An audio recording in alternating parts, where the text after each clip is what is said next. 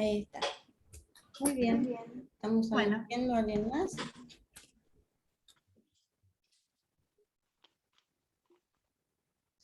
Bueno, buenas tardes. Me parece que estoy sin cámara. Ahí está, ahora sí. Buenas tardes a todos. Muchas gracias por estar presentes.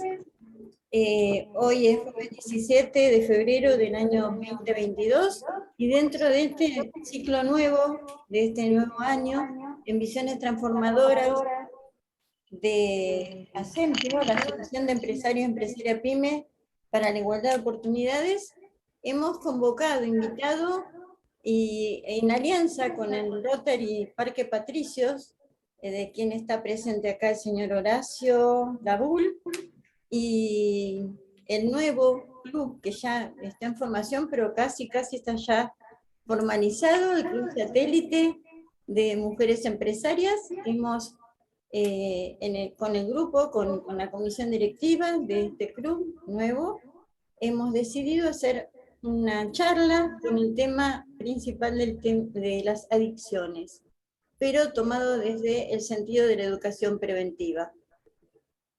ASEMPIO es una asociación civil sin fines de lucro, pero cuyo principal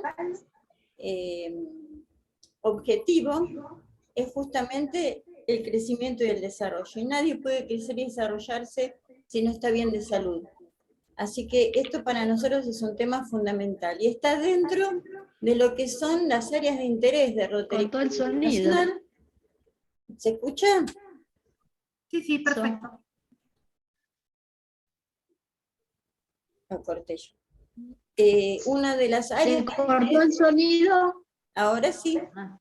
Una de las áreas de interés es justamente la prevención y tratamiento de enfermedades y la promoción de la educación. Así que dentro de esa área es que estamos haciendo este encuentro hoy. Le paso la palabra a Edith Dacal.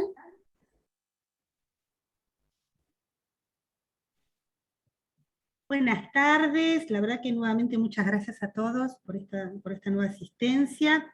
Teníamos una canción, pero bueno, todavía no la he podido bajar, que es la canción Para un niño en la calle, de Mercedes Sosa con René Pérez, y vamos a pasar al panel que coordina la operadora en turismo, Cristina Nemesio. Cris, te cedemos la palabra. Bueno, buenas tardes a todos. En este nuestra primera disertante va a ser la doctora.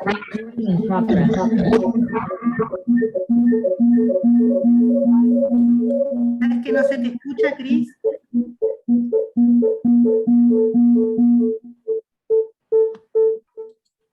¿Querés que lea yo? Poneme una manito si querés que lea yo. No, ¿me escuchan? Ahí sí, ahí sí.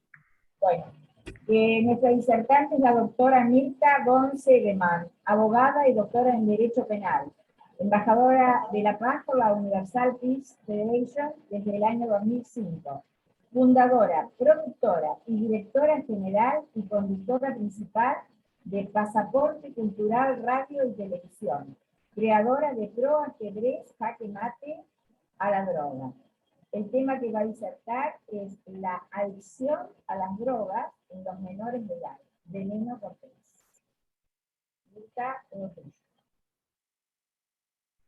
Pedimos a la licenciada si puede abrir el micrófono y los otros que estamos escuchando cerramos los micrófonos, así no interferimos. Bueno, muchas gracias. Muchas gracias, presidenta. Muchas gracias, queridas compañeras. Gracias, Edith. Gracias, Cristina. Gracias a los presentes.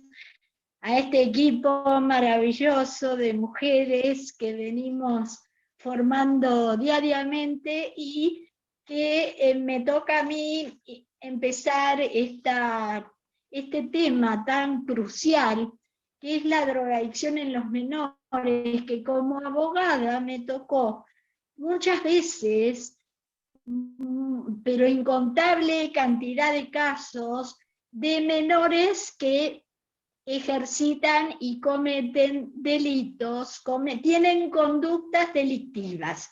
Entendemos por menores los menores de 18 años, obviamente me tomo de la Convención de los Derechos del Niño. Y también tengo que aclarar que en el país, República Argentina, se hace a los 16 años. ¿Por qué aclaro esto? Porque a continuación voy a contar un caso como para ver cómo funciona esto de la drogadicción en los chicos y por qué yo digo veneno por 3 y cómo la transformación de esa criatura se produce con una rapidez inusitada, asombrosa, para toda la familia, para el entorno, para el colegio. A veces uno que ha visto mucho realmente no deja de asombrarse porque es más rápida. La droga tiene para mí un concepto básico, lo puedo definir con una palabra, la sustancia, ¿no es cierto? Estamos hablando de sustancias que tienen... están, digamos, descritas en nuestra ley. No vamos a describir hoy, pero sí vamos a decir que son un veneno, así.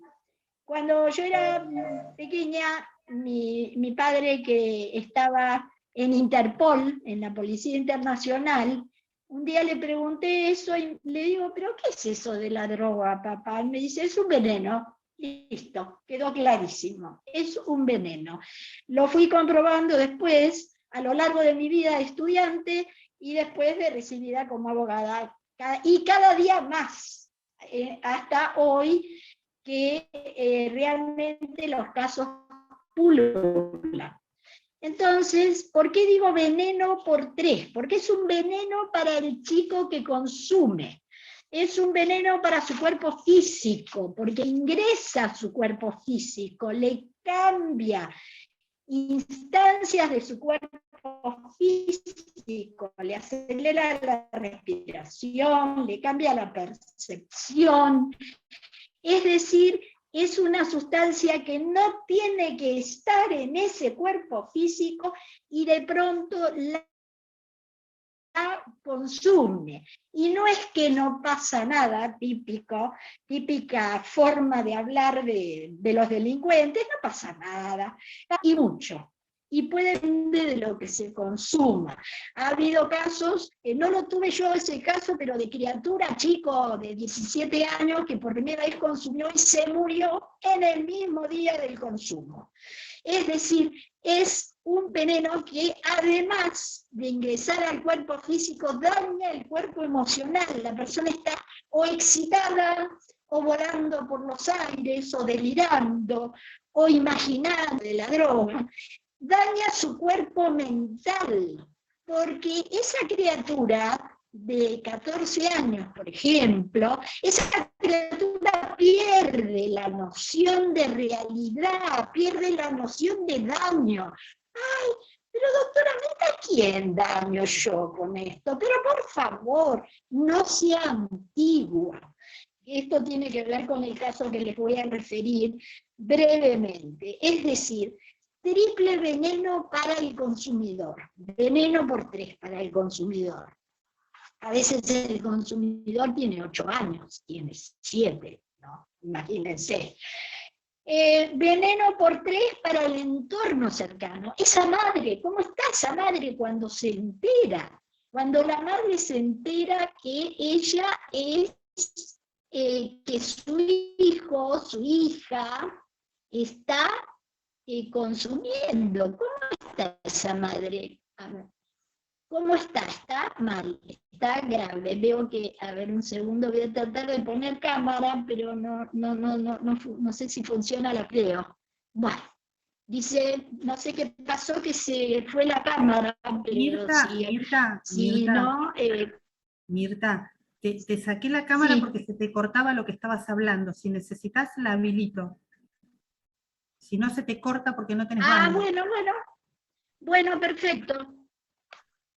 Bueno, perfecto. Ahí está, perfecto, entonces ya está.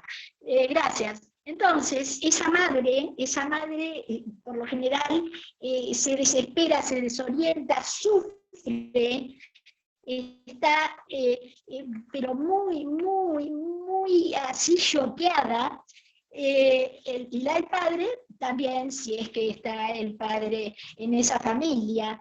Es un veneno por tres en el entorno cercano, el entorno familiar, porque los hermanos se contagió de un hermanito de 5 años, contagiado en el consumo de droga, un nenito de 5 años de su hermano de 17, que consumía habitualmente marihuana en la habitación. El chico era fumador pasivo en la propia habitación que compartía con su hermano adicto, y estuvo al borde, no llegó, creo que salvamos a tiempo, realmente estuvo al borde de consumir crack.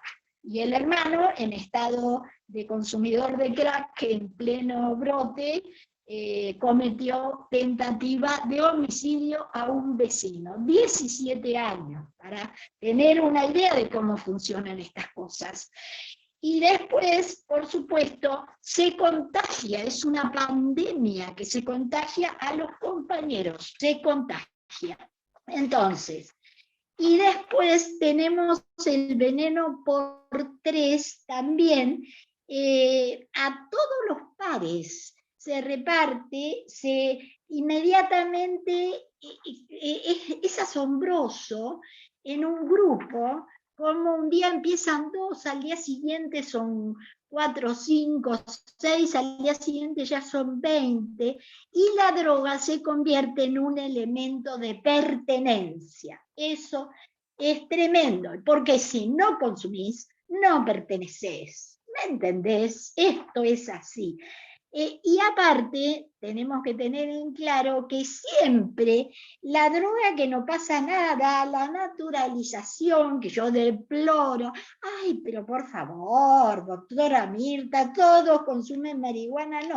No todos consumimos marihuana, vemos algunos que no consumimos ninguna droga, habemos muchos, gracias a Dios, tenemos que ser cada día más, y además resulta que esa naturalización después habilita la naturalización de otras instancias mayores, de las drogas de diseño, que nunca se sabe hasta dónde llega ese diseño, el crack hace estragos porque es de efecto rapidísimo, y por supuesto es el previo al consumo de cocaína porque es más barato.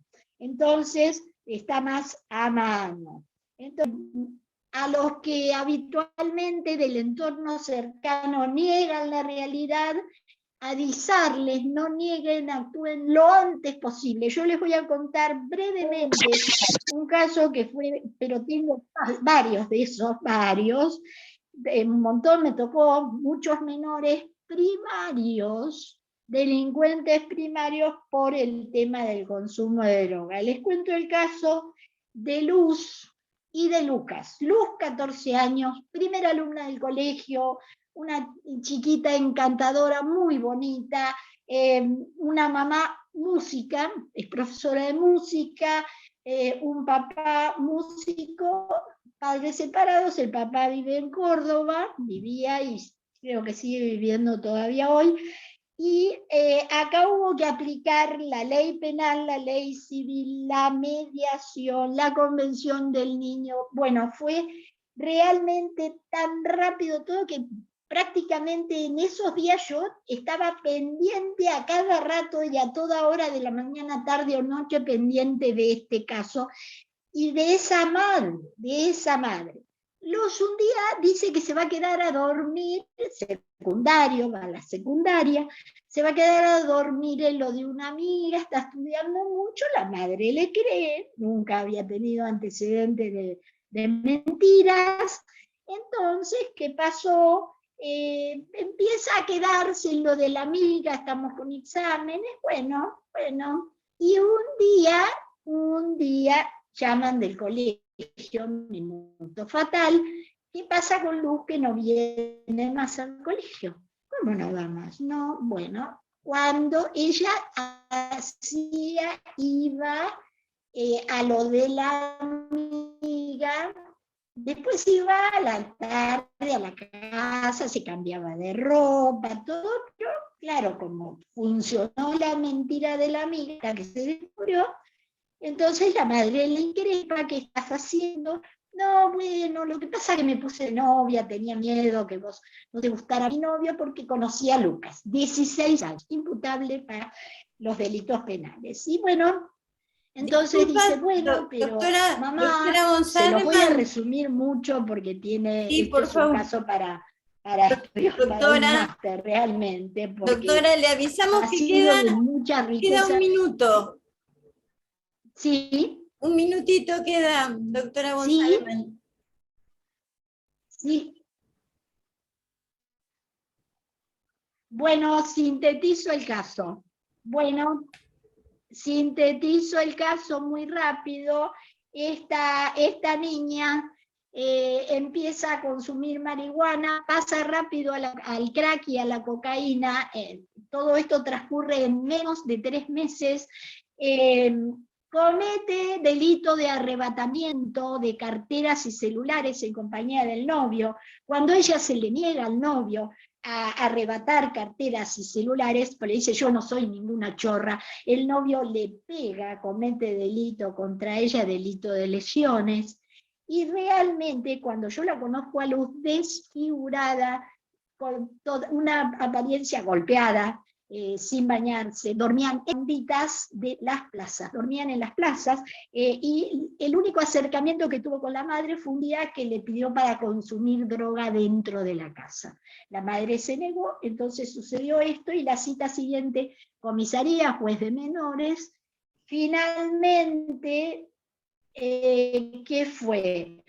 Convocamos una mediación al padre de Luz, a la madre, perdón, de Lucas, del autor de las lesiones y de los arrebatamientos y robos.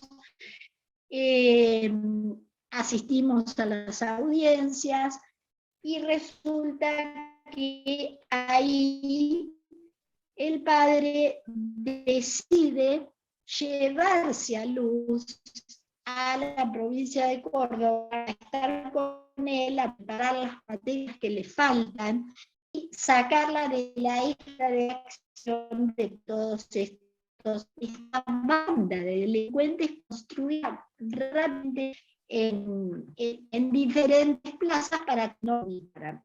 Finalmente la satisfacción fue muy grande. Yo seguía el caso de a Córdoba por teléfono, y la satisfacción grande, como 3 años después, en la feria del libro, aparece Luz como una recepcionista que presentaba a un escritor. Yo no había reconocido, porque en el estado que la había conocido, después nunca la había visto bien, porque ella estaba en Córdoba, solo venía a rendir y se volvía a Córdoba.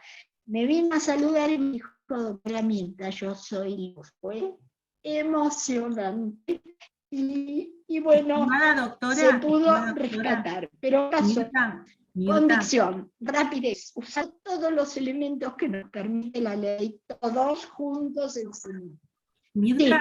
Mirta, sí, estamos un poquito juntos con el tiempo, sí. pero por favor te vamos a pedir con que esto pongas... entonces, No, el tema es... Sí. Mirta, que pongas en el chat el nombre de tus libros por si alguna de las personas quiere consultarlos. Hola. Bueno, perfecto. Perfecto. Bueno, a continuación, y para los que quieran preguntar también, porque a veces las preguntas son importantes, son siempre muy importantes.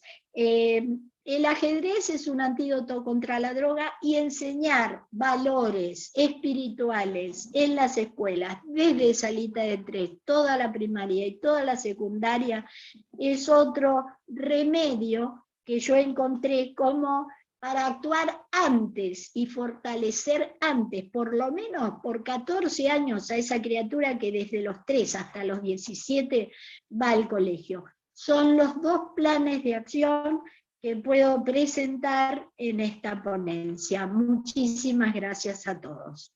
A vos, Mirta, por favor no te olvides de poner los nombres de tus libros en el chat por si alguno de los asistentes quiere consultar o ampliar. Vamos a pasar rápidamente al panel que está la exposición del distinguido doctor Juan Alberto Yaría. Él es psicólogo y doctor en psicología, máster en drogadependencia, director general de Gradiva, rehabilitación desde el año 1972 a la fecha. Así que el doctor ha participado de toda la evolución del tratamiento en nuestro país. Así que le damos el micrófono, doctor, por favor, si lo puede abrir.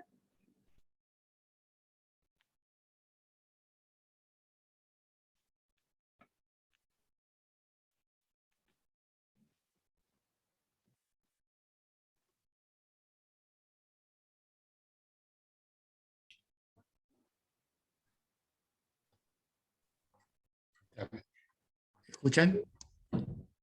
¿Se escucha? ¿Se escucha? Sí, se escucha, doctor, se escucha. Sí, sí, se escucha. Sí, perfecto. sí, Bueno, perfecto. sí, se Bueno. escucha. El tema de hoy, que tengo que presentarlo en 10 minutos, ¿no es así? 10 minutos. Sí, sí, doctor, gracias. Fundamentalmente es un intento de mostrar que la lucha contra la droga no solo debe ser contra el narcotráfico, sino que hay que crear una cultura preventiva. Esa cultura preventiva está cancelada. Por eso nosotros hablamos de crear un sistema inmunológico preventivo social. Así como para todas las enfermedades debemos reforzar nuestro sistema inmune, por ejemplo el COVID y distintas otras enfermedades que nos defienden de virus y bacterias en las sociedades, lo que ayuda a enfrentar estas epidemias es precisamente una cultura preventiva. Esta cultura preventiva, que es un sistema inmune, o sea, un sistema defensivo, está cancelada en la Argentina.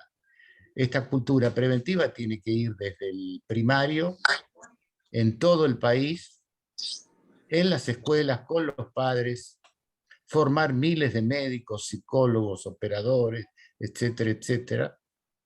El otro día cuando yo vi que estos pacientes, de los cuales 3 se habían salvado, los dejaron ir a la casa, comprendí que no había formación. ¿Cómo va a dejar ir a la casa usted una persona que tuvo una sobredosis de cocaína y con algún opioide dentro de la cocaína? Eso es desconocer normas básicas de atención de un paciente adicto. Yo hace muchos años que trabajo en Gradiva y trabajé también en otras áreas públicas. Fui uno de los fundadores de la Cedronar en su momento, y considero que ha triunfado en la Argentina una cultura de la aceptación social de las drogas. O sea, que se ha cancelado el discurso preventivo.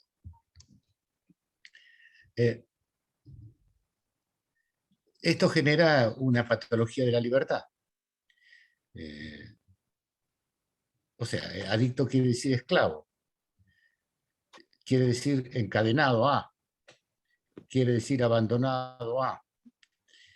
Y en segundo lugar es el que se queda sin expresión. Lo único existente para una persona es el plato de cocaína, el plato de la pipa de crack. Esta es la verdad. Yo estoy todo el día trabajando. Yo hoy empecé a las 7:15 de la mañana y tuve un Zoom con 50 familiares. Y luego estuve con un grupo de pacientes. Yo aprendo de los pacientes. Esta epidemia orada a la Argentina en los 2000, en donde se abandonan todas las políticas preventivas, se desarticulan todos los sistemas de asistencia precoz. Se puede hacer asistencia precoz del cáncer de mama, se puede hacer detección precoz del cáncer de próstata, etcétera, etcétera, menos de la droga.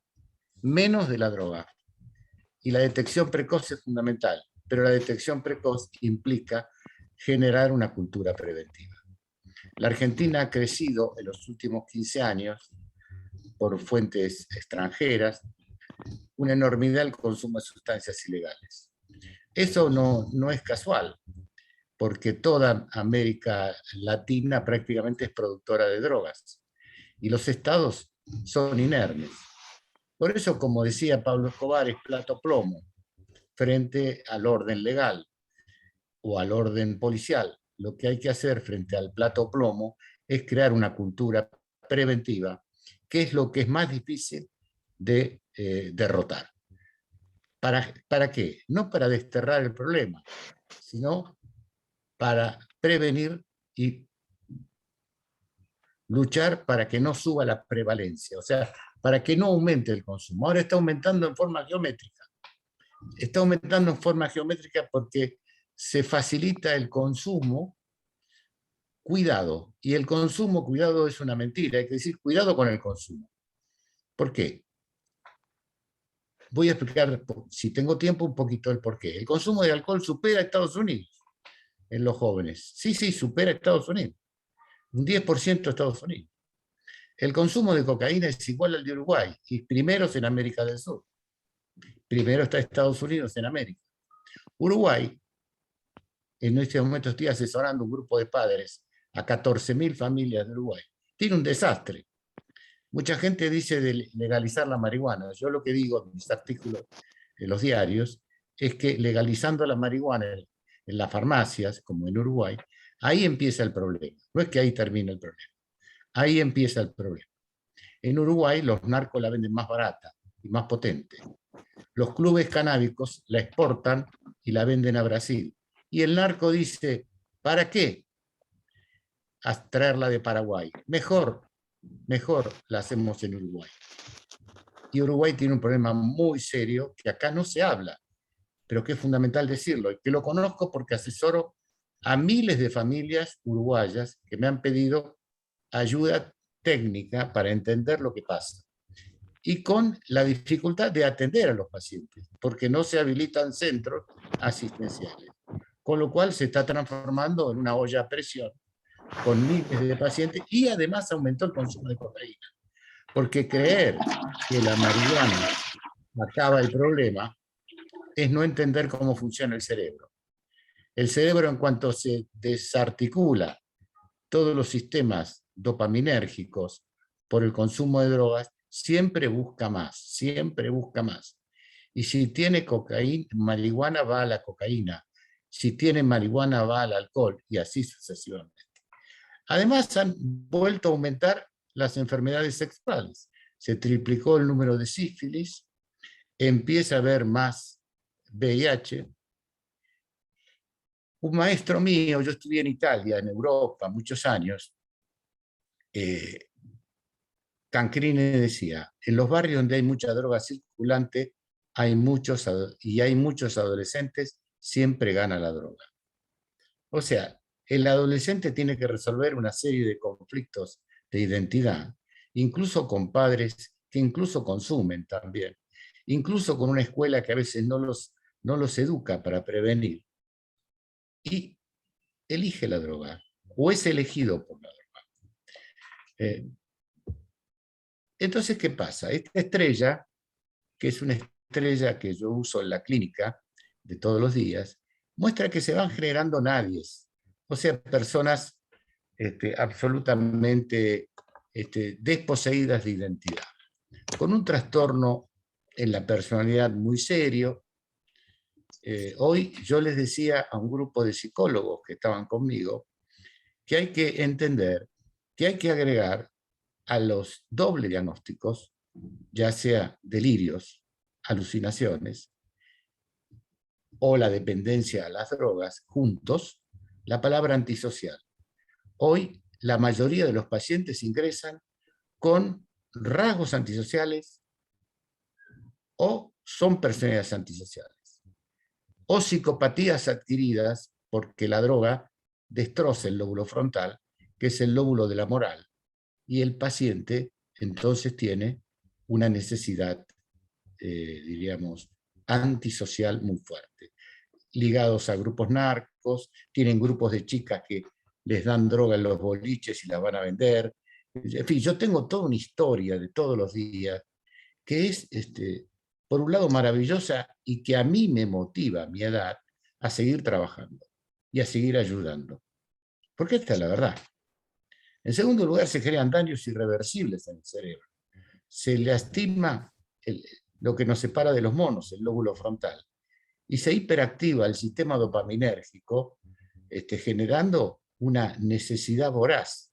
Un paciente mío me decía, estuve 15 días sin dormir, Sharia, con la pipa de crack, 15 días sin dormir. Hoy este chico luce abúlico, apático, amímico, no tiene mímica, y va a tener que estar mucho tiempo con nosotros activándolo. Se desactiva todo el sistema de recompensa, como ven ahí en el artículo. El entorno, como me decía un chico, yo tengo una prisión, me lo trajeron del interior, de 3 años. Estaba con un tatuador, que era amigo mío, que era consumidor. Y de repente se nos ocurrió robarle un taxi. Un chico de muy buena posición económica. Pero se destruyen tanto los vínculos morales de una persona altamente consumidora de cocaína, que consumen 5 a 10 gramos diarios.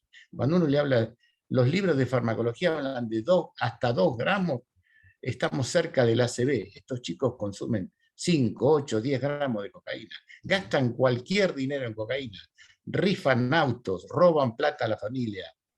El otro día en la clínica vino un señor, me dice, tengo que internar a mi hijo. Digo, ¿dónde está? En el coche. No tengo casa. ¿Cómo no tiene casa? Se la dejé a él, no podía vivir. Y me sacó todo. Vendió el televisor, vendió la cama, vendió todo. Esto es la adicción. Entonces hay que hacer una psicoterapia muy fuerte, en muchos casos hay que estudiar mucho el cerebro, porque tienen infartos, tienen hemorragias cerebrales. El afecto es el gran organizador de todo. Nosotros tenemos el 100% diríamos, no se va nadie. Y son pacientes los más graves quizás de la Argentina. ¿Pero por qué? Porque hay todo un sistema afectivo en donde tratamos de activar la empatía y tratamos de contenerlo en los primeros momentos, que son los primeros 3 meses, en donde el paciente prácticamente vive pensando en la droga. Y trabajar con la familia, porque las familias o relajaron sus conductas o muchas son consumidoras. Yo no puedo hablar todo el tiempo, porque tengo muchos trabajos sobre la cantidad de familiares que consumen hoy. El lóbulo frontal es el asiento de la civilización. Esto se destroza. Esto se destroza. Y esto genera lo que se llama nosognosia, que es una enfermedad neurológica que tiene que ver con el daño cerebral. ¿Y qué es la nosognosia? Es que no tiene la posibilidad de leerse a sí mismo ni de tener empatía. Entonces, una persona que está en esta situación no puede leerse a sí mismo, pensar sobre sí mismo, ni puede leer al otro, ni puede estar con otro. Y esto lleva tiempo resolver. Fíjense en este gráfico que publiqué en uno de mis libros. La línea negra es el desarrollo normal. Tenemos un desarrollo normal que a los 20 años hasta los 50 años tiene su mayor potencia y luego va bajando cuando nos vamos avejentando. Cuando una persona empieza a tomar alcohol, ya la línea es verde, ya baja el rendimiento. Cuando empieza con alcohol y cigarrillos, baja el rendimiento. Cuando hay marihuana, baja mucho más el rendimiento. Y cuando hay cocaína, prácticamente envejece precozmente. Esta es la verdad. Hay un envejecimiento precoz cerebral. ¿Y qué pasa? Se rompe todo el sistema frontal, que es lo que me separa de los monos. Y entonces no pueden estudiar, viven distraídos, no tienen perseverancia, falta criterio, problema de memoria. Hoy una chica me decía, no tengo memoria. Una chica me decía, no tengo memoria. Bueno, hoy hablábamos con ellas de la dementización creciente, que la droga lleva a la dementización de la persona. que cuando hablamos de lo terminal, no es solo la muerte. Yo tengo pacientes que están en gerontos psiquiátricos y hubo que llevarlos a gerontos psiquiátricos, y tienen 45 o 50 años, pero estuvieron absolutamente en contacto continuo con la droga. Y le estoy hablando de abogados, de médicos, de gente que ha tenido una formación muy grande. Esto, indudablemente, Nora Volkow lo muestra muy claro, es necesario que entre fuerte en la adolescencia. ¿Por qué se busca el consumo precoz? ¿Por qué se dice probá, no te hagas problema? Porque en el momento en que el sistema nervioso está más inmaduro, la droga prende más. Esto es para hablarlo largo y tendido. Este cuadro muestra lo que es el problema entre los 10 y los 25 años, que es cuando termina de desarrollarse el sistema nervioso. Nosotros tenemos evidencia científica para todo, pero menos para el cerebro. La droga no hace nada. El ser humano no tiene cerebro. No le hace nada al cerebro. Es realmente una cancelación del conocimiento científico. Perdón, doctor. Ya disculpe. no tenemos tiempo. Queda Bueno. un minutito. La verdad que estoy maravillada escuchándolo, como creo que estamos todos, pero nos queda un minutito. Bueno, mire, dos últimos. Es muy simple. Hay países, yo estuve en Suecia, estudié en Suecia en el 75, yo no lo presencié eso, me contaron que obligaron a todos los médicos a recetar drogas. Bueno, eso duró 6 meses, hubo una hecatombe social. Hoy es uno de los países que mejor trabaja en la prevención, tanto con los socialistas como con los conservadores. ¿Por qué? Y lo mismo Islandia y distintos países. Después se dicen mentiras, por ejemplo, que Portugal ha legalizado la droga. Portugal no legalizó la droga, despenalizó hasta una cierta cantidad. Y si tiene más de esa cantidad, es una situación penal. Y si tiene menos, tiene la obligación de ir a un tratamiento. Esto hay que aclararlo.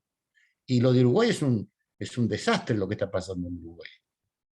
Entonces, la experiencia que dice que a menor trabajo comunitario, a menor prevención comunitaria, a menor noción de daño, más consumo y más aceptación social. Eso es lo que pasa en la Argentina. Menor trabajo comunitario, menor noción de daño. Los estudios internacionales nos muestran a mayor noción de daño, a mayor trabajo preventivo comunitario, menor consumo y menor aceptación social. Esto es así, es la evidencia. Nosotros no podemos inventar nada. Si nosotros seguimos promoviendo el consumo, vamos a tener...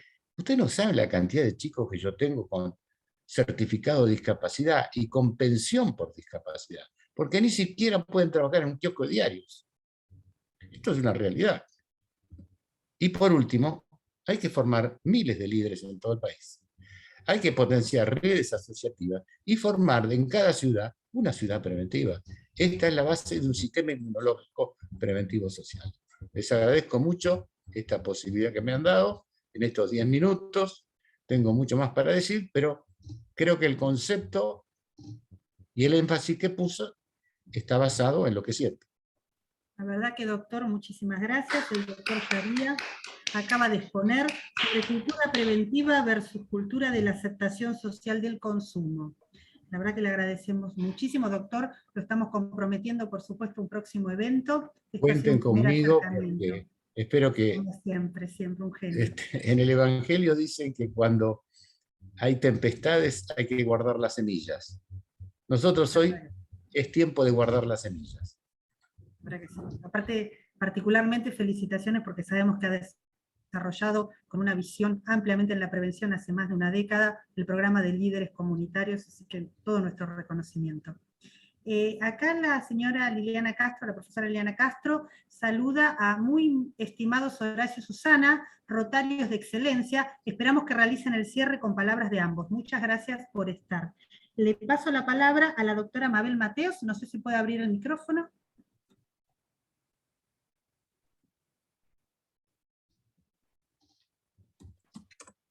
Ahí está.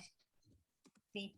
Bueno, muy bien. El próximo panelista es el licenciado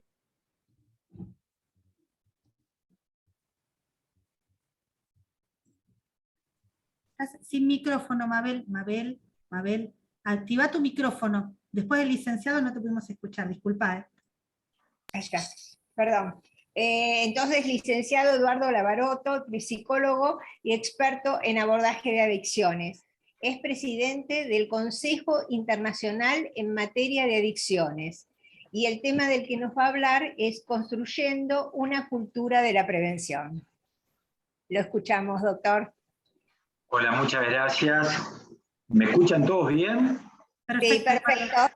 Bueno, muy amable. Antes que nada, agradecerle a Edith Dacal por la invitación, a la gente de Rotary Club de Parque Patricios, un barrio al que amo, y ahora van a saber por qué, porque bueno, tiene los colores de mi cuadro favorito, digamos, uno no sabe qué nació antes, Huracán o Parque Patricios, entonces bueno, soy muy afecto a esa zona, así que si hay algún hincha de Huracán, bueno, saber de que estamos como en casa, así que bueno. Y el Rotary debe estar contento de que haya un hincha de Huracán. Bienvenido.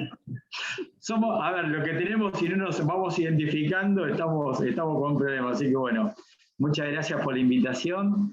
Y yo decir, a la medida que escuchaba al doctor Sharia, iba como eliminando láminas de mi exposición, porque, a ver, yo me formé con los conceptos del doctor Sharia, entonces me formé con los libros. Hay que decir de que uno en la época de estudiante no abundaban los libros sobre adicciones, y el doctor siempre fue escribiendo y yo fui leyendo lo que él fui haciendo, con lo cual me fui como armando de la escuela y de la formación y de los conceptos que mismo Juan Alberto fue hablando. Así que nada, para mí es un honor compartir panel con él y bueno, y estar compartiendo esta cosmovisión y ser un militante, como se dice hoy en día, o un activista, como se dice hoy en día, de lo que se llama la cultura preventiva. Para hablar de cultura preventiva y para poder acompañar este concepto, hay que, en principio, pensar qué es la prevención, porque muchas veces entendemos que, muchas veces cuando hablamos de prevención, nos rasgamos las vestiduras y muchos no entendemos de lo que se trata, pero según definiciones de la Organización Mundial de la Salud, digamos, son medidas orientadas para evitar, esto yo lo puse como en negrita, pero para que entendamos, vamos a hacer como repaso, para evitar la aparición de una enfermedad o problema de la salud mediante el control de los factores causales o factores predisponentes condicionantes. A ver, acá la frase evitar tiene todo un peso, así como hoy en épocas de COVID nosotros nos tenemos que poner barbijo, nos tenemos que poner alcohol en gel, y hasta en la primera etapa de la pandemia teníamos que pedir permisos en la aplicación como para poder trasladarnos de un lado a otro, digamos, ¿para qué lo hacíamos? Para evitar lo más que se podía nuestro contacto con la fuente de contagio. Hasta ahí lo que estoy diciendo es llevar nuestra vida personal, nuestra experiencia en época de pandemia para entender cómo funciona este concepto de prevención primaria. Las estrategias para la prevención primaria pueden estar dirigidas, a ver, atente a este verbo, prohibir, lo repito, prohibir o disminuir la exposición del individuo a factores nocivos, hasta niveles no dañinos para la salud.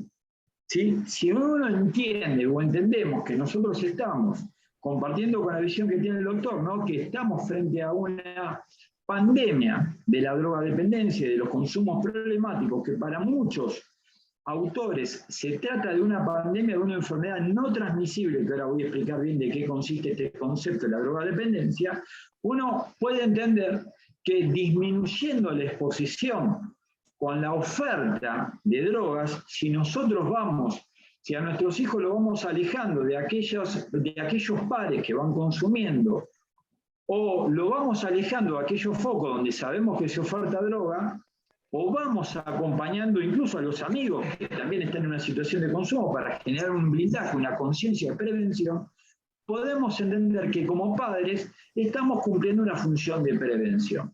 Ahora, si como padre, que esto es lo que está sucediendo actualmente, y ahora voy a explicar, poner estadística, comparte uno drogas para compartirlo con los chicos, y así, o los chicos ven, ya en la generación actual, padres de entre 25 y 30 años que tienen a sus hijos, que ya lo ven compartiendo un porro con sus amigos, ya ven escenas como naturalizadas. Hoy en día en la ciudad de Buenos Aires, esto lo pueden googlear porque es una estadística oficial, los niveles de consumo de cannabis en la población de la ciudad de Buenos Aires está casi equiparándose al consumo de alcohol, entendiéndose que el consumo de alcohol ya en Argentina habla de un nivel de gravedad que iguala a los de los Estados Unidos, ¿no? Entonces, estas medidas, siguiendo con el concepto de prevención primaria, están orientadas a evitar la aparición de una enfermedad o problema de salud, y acá tenemos otro concepto y otro verbo, evitar la aparición de la enfermedad o problema de la salud. ¿Qué quiere decir esto? Que si yo evito, prohíbo y nuevamente me alejo de esta situación, de esta forma uno se entiende que va contrarrestando o va evitando la aparición de los problemas de la salud, como también el control, y acá aparece otro verbo contundente, control de los factores causales o el control de los factores predisponentes o condicionantes. Esto no lo está diciendo Eduardo Lavorato, sino son definiciones a partir de la Organización Mundial de la Salud. Entonces, cuando uno quiere, en la actualidad, a ver, entendemos, nosotros venimos sensibilizados con una cantidad de muertes. A cargar, 3 minutos. Nosotros venimos sensibilizados con una cantidad de muertes de chicos que murieron de la cocaína, por el consumo de cocaína, por una producción de una cocaína adulterada, donde la cifra, según los medios periodísticos, nunca se sabe a ciencia cierta de lo que estamos. Y tenemos también la noticia de chicos que los salvaron, que les salvaron la vida, volvieron nuevamente a consumir en el mismo momento que le dieron el alta al hospital. Esa noticia es como para entender de que acá hay un problema no solamente de drogadependencia, sino de conciencia social.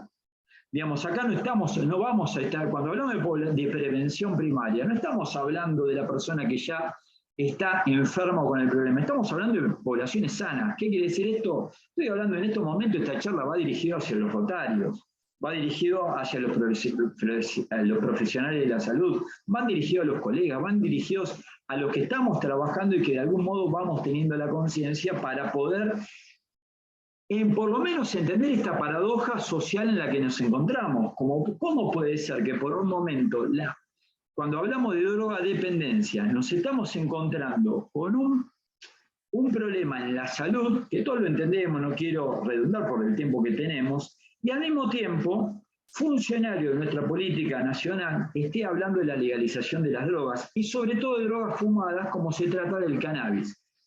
Si hay algo que nosotros pudimos detectar en la pandemia, que con las drogas fumadas, por ejemplo, con el tabaco, no solamente el tabaco, el tabaquismo genera EPOC, sino que en pandemia sabemos que el EPOC, esta enfermedad pulmonar, genera no solamente mayor riesgo de contagio, sino que los tratamientos farmacológicos para el COVID no suelen ser lo suficientemente eficientes, y aparte, el humo del tabaco es un factor de contagio, ni hablar de lo que pasó últimamente con el Omicron, ¿sí? Que sabemos que las drogas fumadas generan contagio.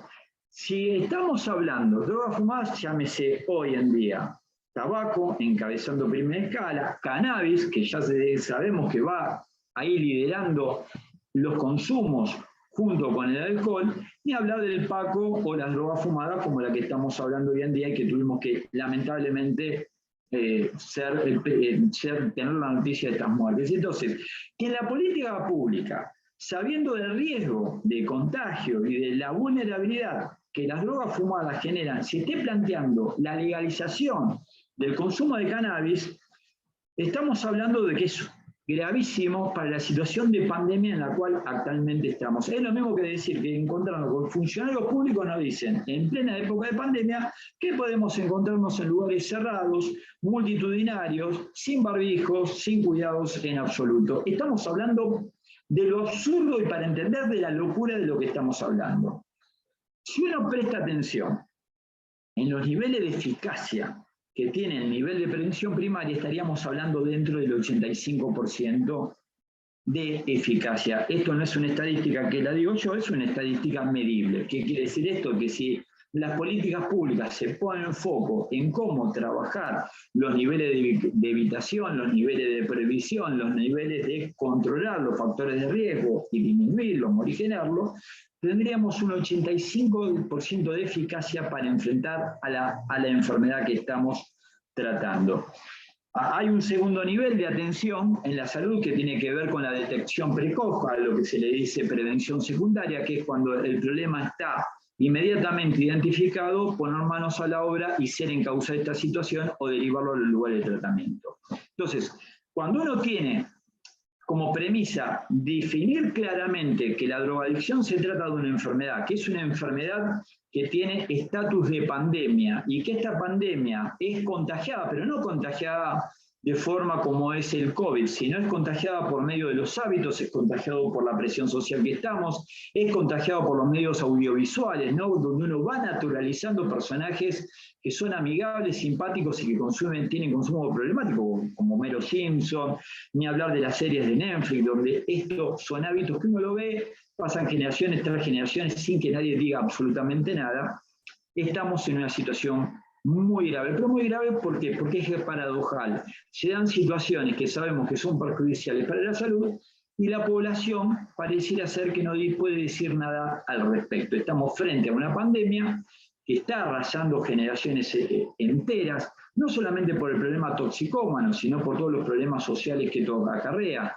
El doctor Yarí habló de las enfermedades infectocontagiosas, podríamos hablar de los delitos, que también el doctor Yarí lo dijo, podríamos estar hablando de la desertación escolar, podríamos estar hablando de los problemas laborales, podríamos estar hablando de los problemas familiares, la violencia de género, que también es una estadística que está invisibilizada de cómo hay tragedias tras las muertes de mujeres que son donde hubo consumo de drogas y alcohol. Entonces, cuando estamos hablando de consumo de drogas, no nos estamos refiriendo solamente a un problema toxicómano, estamos hablando de un problema social que es necesario requerirlo, que es necesario tratarlo como nivel social. ¿Y cómo lo podemos tratar? Gestando una cultura. ¿Cómo hago para poner? Entonces, en este decálogo, nosotros junto con la Conferencia Episcopal, la Comisión de Adicciones, hemos trabajado un documento para armar un decálogo para nosotros pensar de cómo se debería hacer este decálogo, de los principios, de cómo de toda política pública a nivel sanitaria y sobre todo a nivel de abordaje de adicciones debería tratarse ¿para qué? Para que en estos pilares tomarlo como si fueran dogmas y a partir de ahí ponernos a trabajar. Hoy en día no podemos estar. Un funcionario no podría plantear que para contrarrestar el consumo de cocaína se debería legalizar la droga. La verdad que alguien me explique esa relación. Que alguien me explique cómo legalizando, cómo aumentando la oferta del consumo de marihuana, aumentando la oferta de consumo de marihuana, que todo lo que sabemos de esto, sabemos que se genera mayor adicción, no solamente de la marihuana, sino el consumo de otras drogas, se va a disminuir el consumo de cocaína, que alguien me lo pueda explicar. Si alguien me lo explica, yo lo voy a poder entender. Yo no lo entiendo. Estas son las contradicciones en las que estamos. Que en una época de pandemia se pudiera hablar de la legalización de una droga fumada, sabiendo de que la droga fumada es un foco de contagio, incluso no sé, del COVID, en la situación en la que nos encontramos, que alguien nos pueda explicar. Entonces me parece que estamos en una situación como sociedad gravísimo porque no estamos tomando conciencia de a lo que estamos enfrentados. Entonces, voy a decir brevemente, por el tiempo que tenemos, en qué consiste este decálogo de la cultura preventiva. Entonces voy a leer muy sucintamente, dice: el llamado consumo social de drogas, de alcohol o de adicciones en general representa hoy una de las principales amenazas tanto para el desarrollo de una sociedad saludable. Acá hay como primer principio un fundamento, representa una de las principales amenazas. 2, todo consumo recreativo de drogas puede ser problemático. Por ello, la cultura preventiva busca no solo desalentar su consumo, sino desarrollar, promover y dar fuerza a una sociedad que promueva habilidades para la vida. No queremos funcionarios que nos estén diciendo que hay que drogarse o cómo drogarnos. Necesitamos funcionarios que nos estén abriendo los portales para la vida, cómo desapegarnos de estos hábitos nocivos para la salud y cómo desarrollar habilidades para la vida. Esa es la Argentina o las poblaciones que todos estamos buscando. 3, la cultura preventiva concibe a la familia como un nodo preventor por excelencia y a toda la institución socializadora. Institución socializadora puede ser Rotary, puede ser las escuelas, los jardines de infantes, los clubes, las sociedades de fomento, entre ellas, como dije antes, ¿no?, como pilares para fortalecer valores esenciales donde se sustente la prevención. ¿Qué quiere decir esto? Que toda población, todo organismo que nuclee familias, nuclee desarrollo de la vida de las personas, tenga como pilares y trabaje en todas sus disciplinas estos valores que estamos diciendo, de que pueda tomar una posición formada frente al consumo de drogas.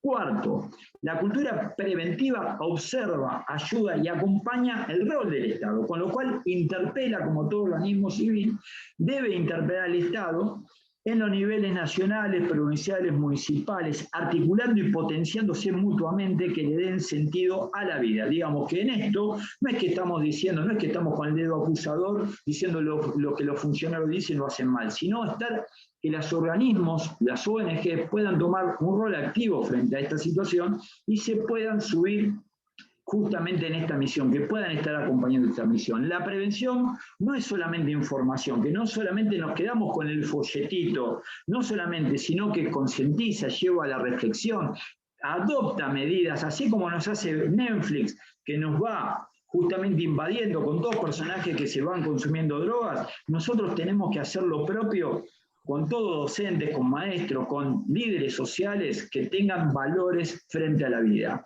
La cultura preventiva es hablar claro y sin temor. Sí, un minuto me queda, ya termino. Perdón, disculpa, no sabes lo que me duele porque está bárbaro lo que estás explicando. Ya termino de leer esto, ya termino.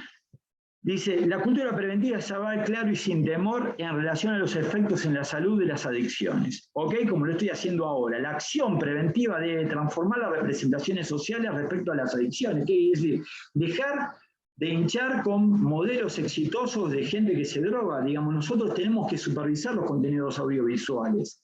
La cultura preventiva es ayudar a las familias a redescubrir la importancia de hablar, de escuchar y acompañar y confiar a todas las personas que tengan el consumo problemático. La cultura preventiva disminuye la tolerancia social del consumo de drogas, alcohol y adicciones en general. La cultura preventiva no naturaliza, no banaliza, promueve el engaño de lo socialmente aceptado. A ver, nosotros hace 30, 40 años atrás veíamos un chico que fumaba drogas y que era un escándalo. Entonces uno podría decir, bueno, pero Eduardo, antes se estigmatizaba, antes se discriminaba. No, antes la sociedad podía distinguir de lo que estaba bien de lo que no estaba bien. Antes la sociedad podía distinguir de lo que era un hábito nocivo para la salud. Entonces, ante la discriminación, entre comillas, que se hacía hace 40 años, a naturalizar un hábito que es nocivo para la salud, realmente estamos en un problema. Si nosotros no podemos distinguir esto y nos estamos debatiendo en este dilema, si es discriminar o distinguir, estamos realmente en un dilema. Hoy estamos aceptando, al día de hoy, uno ve ya en la televisión gente que se droga, en los trenes pibes que se drogan, ven madres que le dan porros a sus hijos, hay videos en YouTube que les invito para que lo puedan ver, padres que consumen drogas con los hijos, y hoy lamentablemente estamos en una situación donde los consumos problemáticos son naturalizados por una sociedad. Creo, ¿tenemos solución? Sí tenemos salida. La salida es tener una conciencia social que pudiera trabajar sobre todo con las poblaciones sanas. Y acá me despido con una frase de Edmund Burke, donde dice que lo único que necesita el mal para triunfar es que los hombres buenos no hagan nada. Lo repito. Lo único que necesita el mal para triunfar es que los hombres buenos no hagan nada. Esta misma frase también la dice White, con lo cual, digamos, es trabajar. Acá el problema de la droga, no vamos a echar la culpa contra el narcotráfico, no vamos a estar hablando contra los tipos que promueven esto porque ellos tienen su negocio. Acá esta charla está dirigida para los buenos, para los que estamos de algún modo contemplando que nos enojamos con realidades como esta, pero nos quedamos pasivos escuchando. Los invito a todos a involucrarse a CIMACUP, el Consejo Internacional en Materia de Adicciones. Es un consejo que formamos con EDIC, con el doctor Sharia, y si quieren están abiertos a todas las organizaciones para trabajar de forma mancomunada el trabajo de la gestación de la cultura preventiva en los barrios, en los clubes y en el territorio. Así que me despido con esto, agradeciendo y dando mis cariños a la gente de Parque Patricios.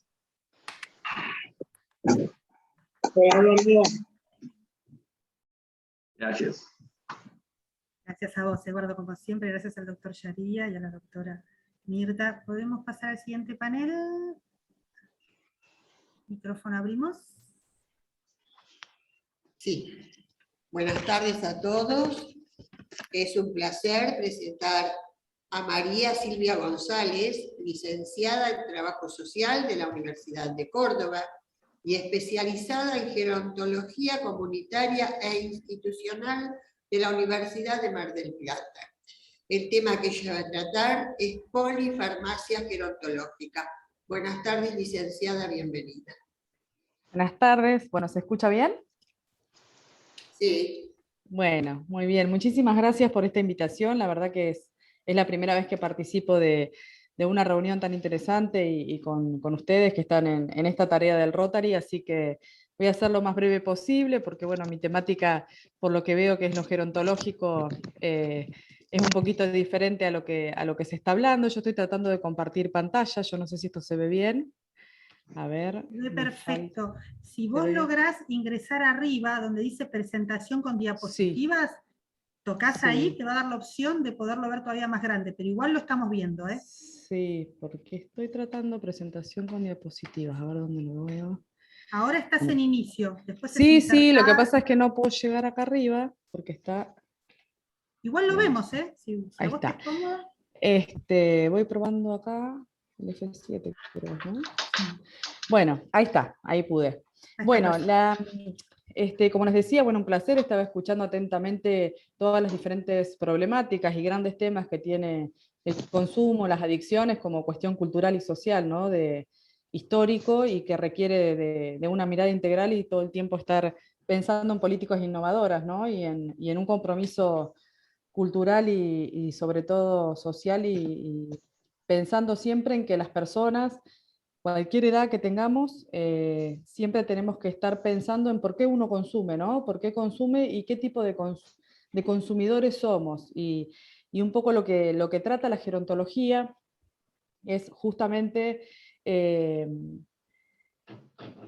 una disciplina que, a diferencia de la geriatría, que es una rama de la medicina que estudia los procesos de enfermedad, de patología y de salud de las personas mayores de 60 años, la gerontología es una disciplina transversal desde que nosotros nacemos hasta que las personas dejamos de existir. Es decir, vamos estudiando los procesos que nos suceden a nosotros como personas en el desarrollo de nuestra vida. ¿Y por qué es una disciplina que atraviesa todo esto? Porque no tiene que ver con un campo únicamente o del trabajo social o de la psicología o de la medicina, sino que la gerontología justamente es una mirada más integral que implica ver también estas temáticas como las que están abordando y las que estamos escuchando hoy, que tiene que ver con adicción. Y uno cuando dice, bueno, ¿de qué hablamos con adicciones? Esto tiene que ver con una cuestión de las personas mayores, esto tiene que ver solo con adultos mayores. Y yo pensé, y cuando Cristina muy amablemente me invitó, y trabajamos juntas en muchas de estas temáticas acá en la provincia de La Pampa, en realidad me puse a pensar y digo, bueno, vamos a hablar de polifarmacia gerontológica, pero vamos a tener que empezar a pensarlo un poco antes, decir qué es lo que vamos consumiendo todo y por qué nosotros empezamos a consumir desde muy jóvenes, ¿no? Desde un videojuego hasta lo que es la televisión, ¿no? El cigarrillo, el alcohol, por supuesto, y cómo eso, y cada una de las conductas y de las formas de vida que vamos nosotros teniendo a lo largo de nuestros procesos y en diferentes edades, repercute cuando llegamos a viejos, ¿no? Y parece que cuando uno dice llegar a viejo, parece que no va a llegar nadie, y en realidad la vejez es una etapa de la vida que tiene tantos procesos y modificaciones y cuestiones, no solo en nuestro organismo, sino en nuestro entorno y en nosotros mismos, que nos hace personas mucho más enriquecidas. Lo que pasa es que, bueno, la vejez no está muy de moda, entonces tenemos muchos prejuicios con respecto a esta etapa de la vida. Pero en realidad nosotros y los que estábamos acá, yo estaba mirando atentamente quiénes estábamos conectados, cuáles eran sus perfiles, ¿no? Y cómo cada uno iba pudiendo relatar su vivencia, por ejemplo, en la temática de las adicciones, con los niños y niñas en un primer momento, o los menores, como decía el doctor, y después desde una mirada mucho más preventiva y sociocultural, digo, tanto de eso acarreamos cuando somos más grandes. Y como una de las grandes temáticas y de la cuestión justamente del consumo en nuestro país y en el mundo, no tiene que ver justamente con los niños, niñas y adolescentes con respecto a las sustancias como son la cocaína y la marihuana, sino que el gran consumo es sobre el cigarrillo, es sobre el alcohol y es sobre lo farmacológico, que justamente somos las mujeres de mediana edad las que empezamos a consumirlo como una forma de paliar o de ocultar alguna cuestión que tiene que ver con la expresión de las emociones, ¿no? Esto está muy bien detallado en las investigaciones de la Fundación Navarro Viola, con investigaciones de la UBA también, que determinan justamente que las personas a medida que vamos envejeciendo vamos teniendo menos tolerancia a enfrentar las dificultades de la vida. Y eso hace que consumamos, digo, a los adolescentes y a los niños les sucede lo mismo, hay algo que no se está pudiendo resolver para llegar a tener que consumir y sentirse de una manera diferente que con la propia vida que te toca.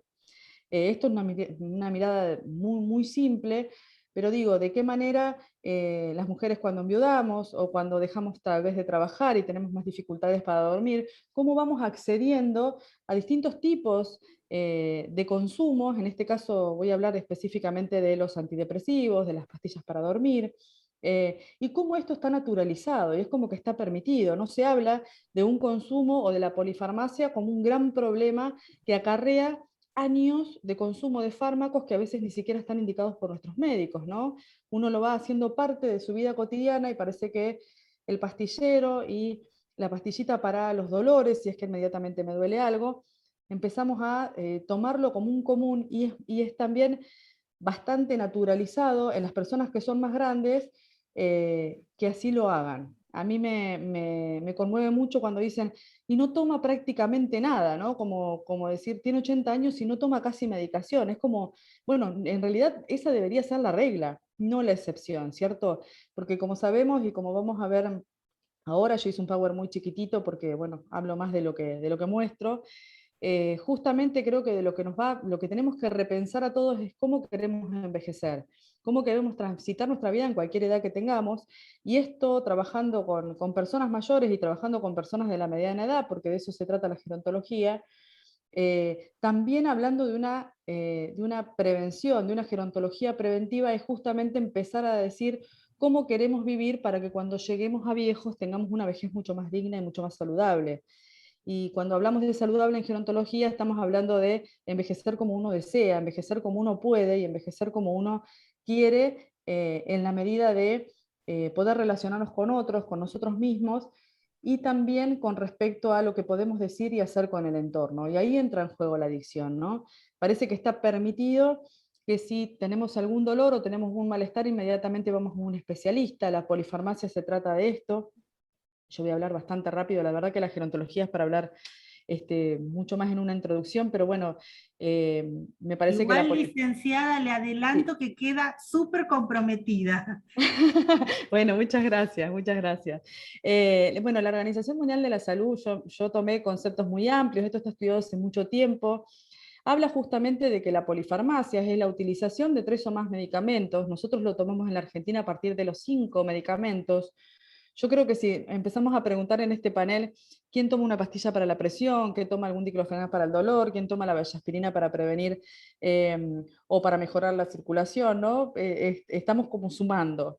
Me parece que hay mucha polifarmacia entre nosotros y lo más puntual, digamos, lo más preocupante de esto es que lo vamos acarreando con los años, nunca dejamos de tomarlo, porque parece que digamos, esto de pasar la transición epidemiológica que hemos vivido, gracias a que tenemos un envejecimiento y somos personas que vivimos muchos más años, ¿no? Hace 100 años atrás las personas se morían a los 60 años, hoy nuestra expectativa de vida es mucho más amplia, nuestra esperanza de vida puede transitar más allá de los 80 y con una buena calidad de vida, pero todavía nos falta entender que nosotros no solo somos un cuerpo y somos una mente, sino que también somos en la consecuencia de cómo hemos vivido todos esos años, ¿no?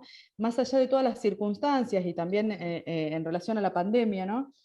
cómo esta pandemia nos fue colocando en un lugar en donde las personas mayores primeramente eran las personas que estaban en riesgo, ¿no? Y cómo esto nos abrió y nos puso como en un panorama de mucho miedo, y sin embargo fueron las personas mayores los que menos consumieron en esta pandemia. Sí, ahora se puede observar algunos síndromes depresivos, que nosotros sabemos que los síndromes son síntomas y signos, ¿no? No es una depresión propiamente dicha, pero sí tenía que ver justamente por el mantenerse encerrado durante mucho tiempo y no por el miedo de estar encerrado como una cuestión de prevención al principio. Parecía que los que tenían que salir ya eran los adolescentes, los que tenían que ingresar a la escuela ya eran los niños y las niñas, porque los papás estábamos con un montón de otras cuestiones, y toda esa angustia hizo que muchas personas tuvieran dificultades con el dormir, con las situaciones que los iban poniendo mucho más en jaque. Las personas mayores tuvieron otras estrategias de afrontamiento, y ahí vamos con la polifarmacia, si no me voy por las ramas. Digo, el consumo de más medicamentos hace que no solo la naturalización de esta forma, sino que a lo que yo quería ir un poco más y puntualmente es que es un síndrome geriátrico o un gigante de la geriatría. Los síndromes geriátricos o los gigantes de la geriatría están muy estudiados en el campo gerontológico y son una forma de presentación de las enfermedades, conjuntamente con la incontinencia, con el deterioro cognitivo leve, con las caídas. De repente, tomar más de 3 medicamentos, la Organización Mundial de la Salud y nosotros a través de nuestros diversos sistemas de investigación, tal cual lo utilizan también las obras sociales y en Latinoamérica, se determina que justamente consumir más de determinada cantidad de medicamentos a lo largo del tiempo es una adicción muy grave y que puede producir y puede inclusive ser causa o consecuencia de una enfermedad. De eso se trata los síndromes geriátricos o los gigantes de la geriatría. Entonces, una caída puede ser consecuencia de una enfermedad, pero también puede ser la causa de una posible enfermedad. Entonces los síndromes justamente hay que prestarle mucha atención, y con esto es que me pareció oportuno traer esta temática al tema de las adicciones, ¿no? Para empezar a repensarnos a nosotros y a los mayores que tengamos en nuestras familias también. La polifarmacia, esto me pareció muy, muy interesante, ¿no? Está culturalmente, como decía, aceptado y normalizado, ¿no? Y digo lo que me gustaría que quede estos 10 minutos de espacio que amablemente me han invitado, tiene que ver con qué es lo que aceptamos y normalizamos, cómo nosotros podemos tener tolerancia al dolor o tolerancia a lo que nos pasa alrededor, si nosotros, los papás de estos adolescentes tal vez que consumen, o los abuelos o los tíos o las tías de estos niños y niñas que se encuentran a veces en estos espacios, también consumimos cigarrillos, también consumimos pantallas, también consumimos medicamentos, y pareciera que a nosotros está normalizado y está aceptado, y también tiene grandes consecuencias, ¿no? Es la poca tolerancia que tenemos de que los procesos surjan naturalmente, lo mismo con los duelos, ¿no? Y esto creo que hay psicólogos acá en el panel y también tenemos como digamos, una tolerancia cero a los duelos, ¿no? A poder transitar los procesos normales. Ahora estamos hablando de la pospandemia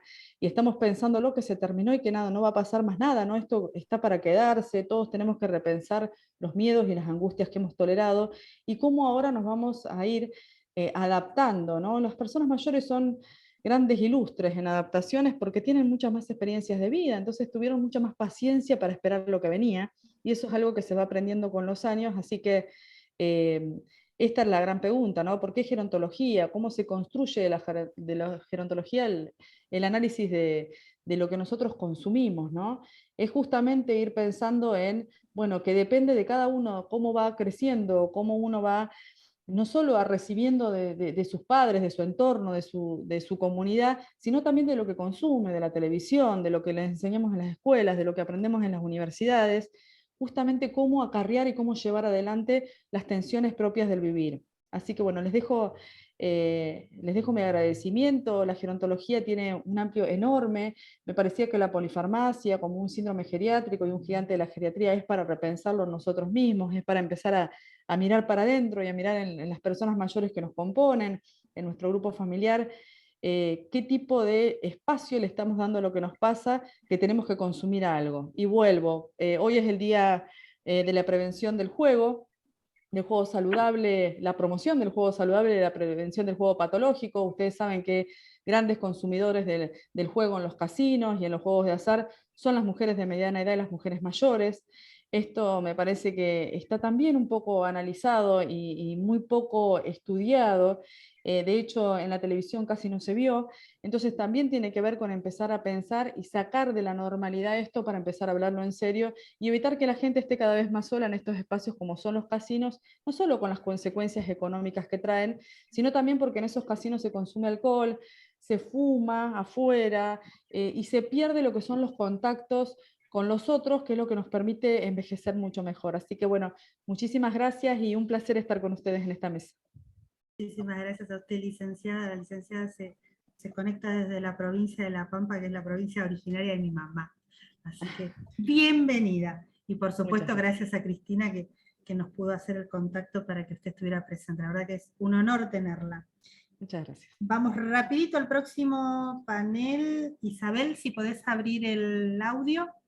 Sí, ¿me escuchan? Fuerte y claro. Sí, perfecto. Sí. Bueno, ahora expone el licenciado Ignacio Galarraga, profesor y licenciado en Psicología, coordinador general de las Oficinas de Atención a las Víctimas del Delito y a los Testigos del Ministerio Público Fiscal de La Pampa.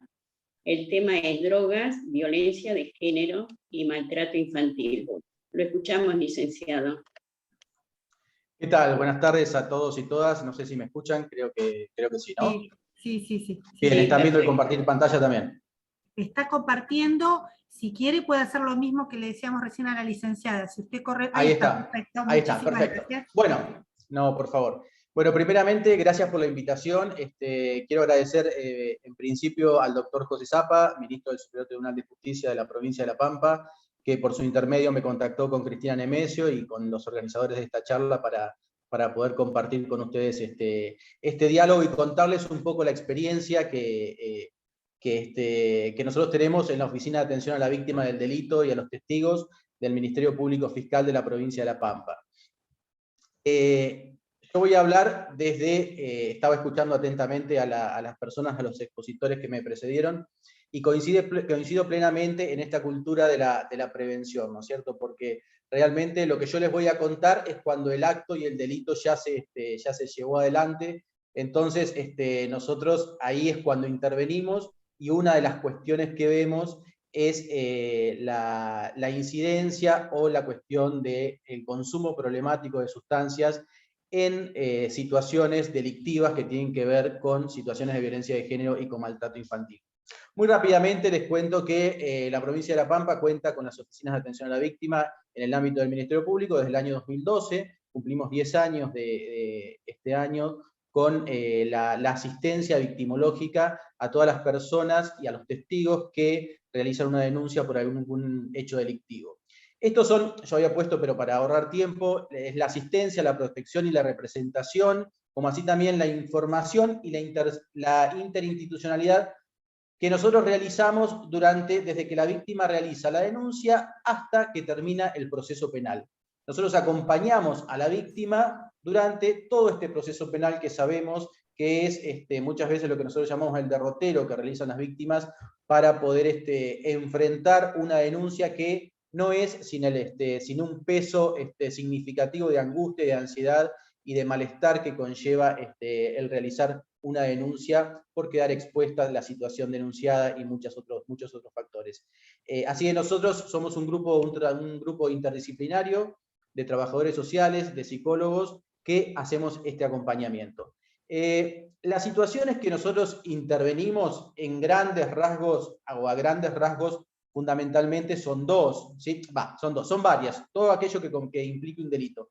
Pero hoy por hoy nosotros tenemos que el gran caudal de derivación de los fiscales, de las fiscalías temáticas, la provincia de La Pampa está dividida por fiscalías temáticas, es la derivación que se realiza por situaciones de violencia de género y por situación de maltrato, ¿sí? Maltrato infantil, en el cual puede ser maltrato físico, abuso sexual infantil, y todos tipos de violencias encuadradas en la ley 26485. En el abordaje que nosotros realizamos un abordaje solamente con la víctima, ¿sí? Nosotros realizamos un abordaje con la víctima y hacemos lo que nosotros llamamos una intervención victimológica. En esa intervención victimológica nosotros lo que hacemos es medir o por lo menos detectar cuáles son los factores de riesgo en los cuales el vínculo con la pareja o el vínculo con la persona denunciada, puede haber algunos factores victimogénicos que eleven la cuestión de que se vuelva a suscitar una situación de violencia de género. Y para eso nosotros aplicamos una escala que se llama escala de riesgo de Chegurúa, donde me pareció importante comentarles que hay un ítem que es consumo problemático de sustancias por parte del agresor. Y este es un ítem que puntúa con un criterio significativamente alto para que los hechos de violencia puedan volver a perpetuarse o a repetirse en el vínculo violento, ¿sí? Cuando el factor de consumo, el consumo problemático, es de la persona denunciada y de la víctima, el riesgo todavía aumenta más.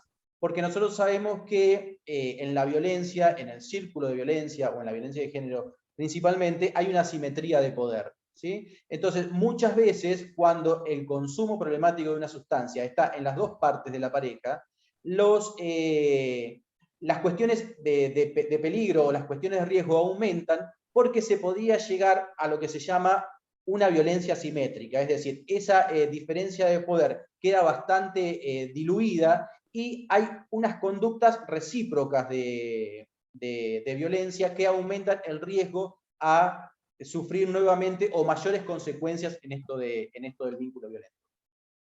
Es muy interesante cómo nosotros podemos ver la incidencia o cómo actúa el consumo problemático dentro de la violencia de género, cuando nosotros a la violencia de género la pensamos como un círculo, ¿no? Nosotros llamamos el ciclo de la violencia. El ciclo de la violencia básicamente podemos diferenciarlo en tres situaciones. Una fase de tensión, una fase de explosión y una fase de, nosotros llamamos luna de miel. En esta fase de tensión de la relación de pareja, cuando hay un consumo problemático de sustancias por parte de la persona denunciada, por ejemplo, hay cierta como relativización, hay cierta como minimización de las conductas adictivas de la persona denunciada, básicamente.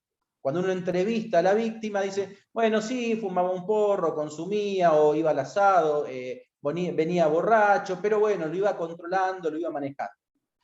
Cuando la pareja cambia, cuando ese ciclo se mueve y cambia hacia la fase de explosión, donde habitualmente la víctima realiza la denuncia, esa concepción o esa visión que tenía del consumo de su pareja, sí cambia y lo reconoce como un factor problemático, ¿sí? Donde en realidad, pero también problemático, pero justificatorio en cierta medida, ¿no? Dice, bueno, me pega, me trata mal porque consume, ¿sí? Como anteponiendo la conducta del hombre que ejerce violencia por detrás de la adicción, ¿no es cierto? Primero, me pega porque consume, ¿sí? O se fue, volvió borracho del asado con los amigos, entonces no le gustó, yo le pregunté si había estado qué había estado haciendo, eso lo desestabilizó y ahí vino el golpe. Hay como cierta conducta justificatoria. Es muy intrincado y sería como para hablarlo en otro aspecto, lo que es el ciclo de la violencia y cómo el ciclo de la violencia va interactuando, va variando y va mutando, ¿sí? Y que en realidad estas conductas se vuelven repetitivas en el círculo de la violencia. Se realiza la exposición, la denuncia en la fase de explosión, y muchas veces, cuando el ciclo nuevamente avanza, ¿sí?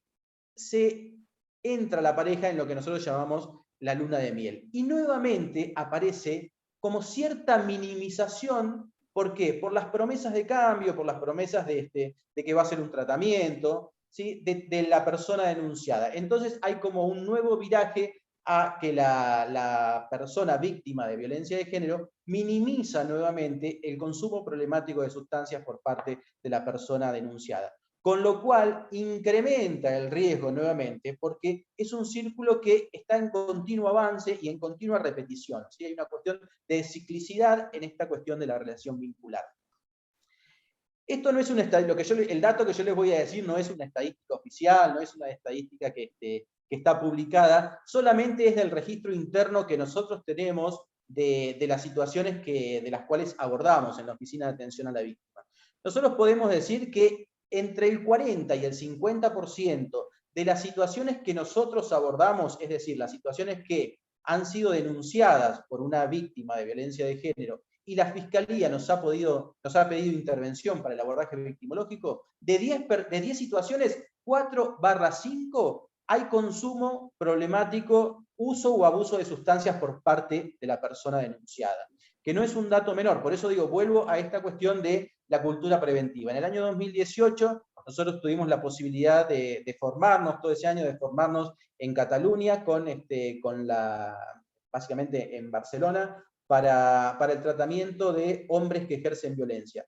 Y realmente la cultura preventiva es lo que va a poder hacer la diferencia en estas cuestiones, ¿no? Porque si no está la cuestión de la prevención para que esto deje de ser, como decía, no deje de ser una pandemia, nosotros siempre, desde la parte penal, siempre vamos a llegar como los bomberos a apagar el fuego, ¿sí? Pero en realidad que el apagar el fuego hay que ver, ¿no es cierto? Vamos a ver qué fuego y hasta dónde podemos apagarlo.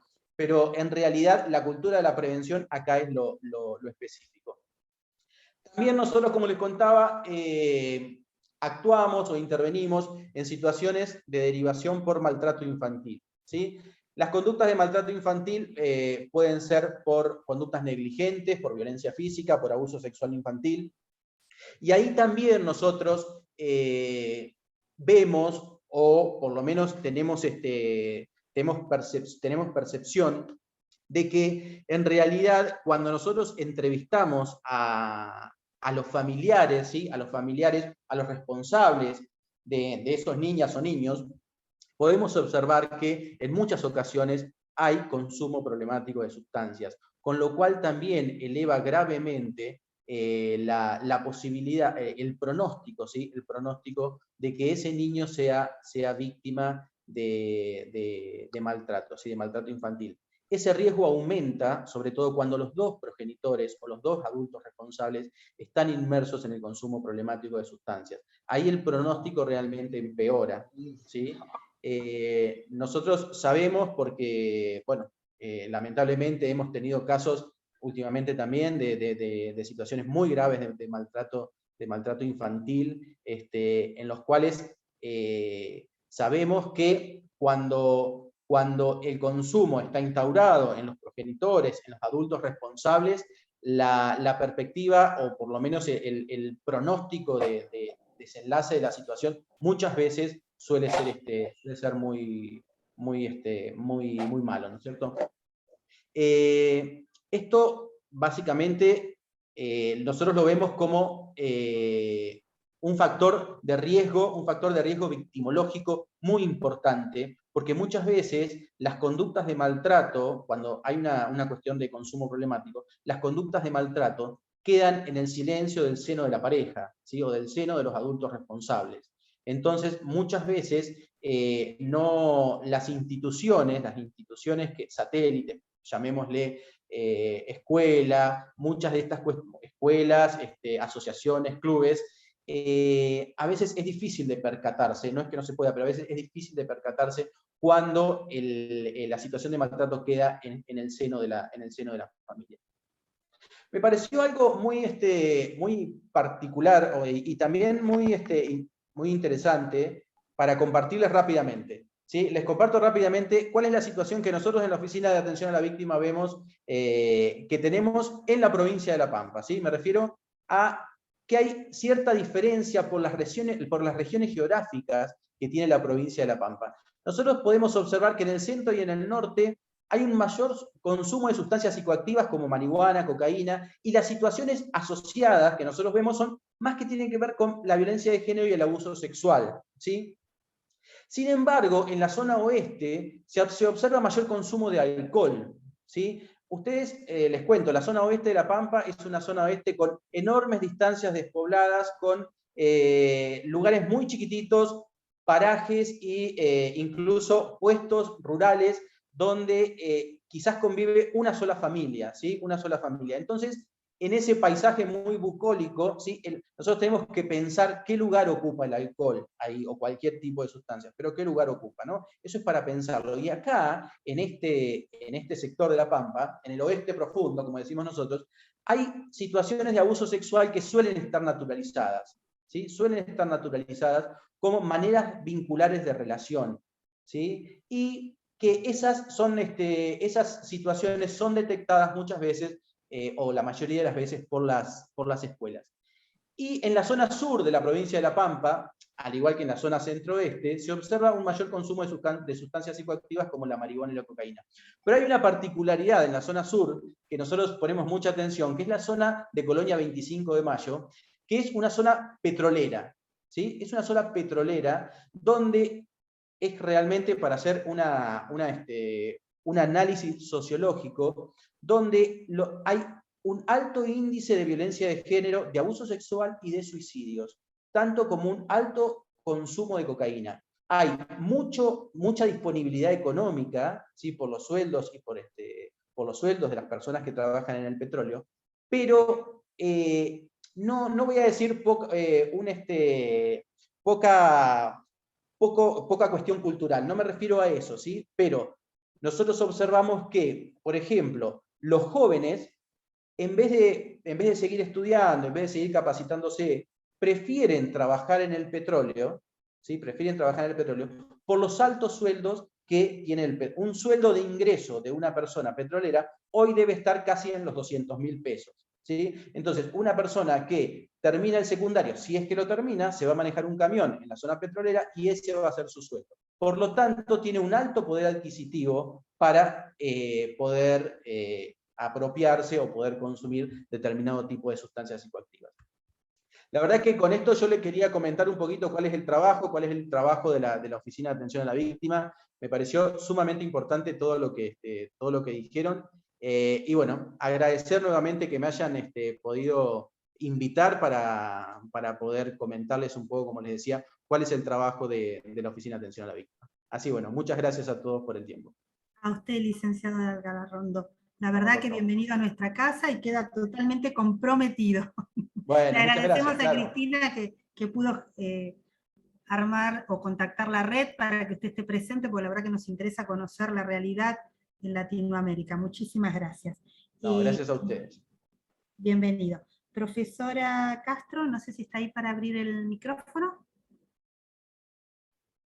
Sí, acá estoy. Es para presentar al doctor Roberto Pajés Giovera, vicepresidente de la Asociación Argentina de Justicia Terapéutica, juez de la Cámara Civil de San Juan, profesor de Derecho Procesal Civil de la Universidad Católica de Cuyo, de la provincia de San Juan. Y el tema que va a tocar hoy va a ser justicia terapéutica. Buenas tardes. No sé si ven la pantalla, si me pueden ayudar. ¿Me escuchan? Ya está compartiendo, doctor. Vemos la palabra evento adicciones.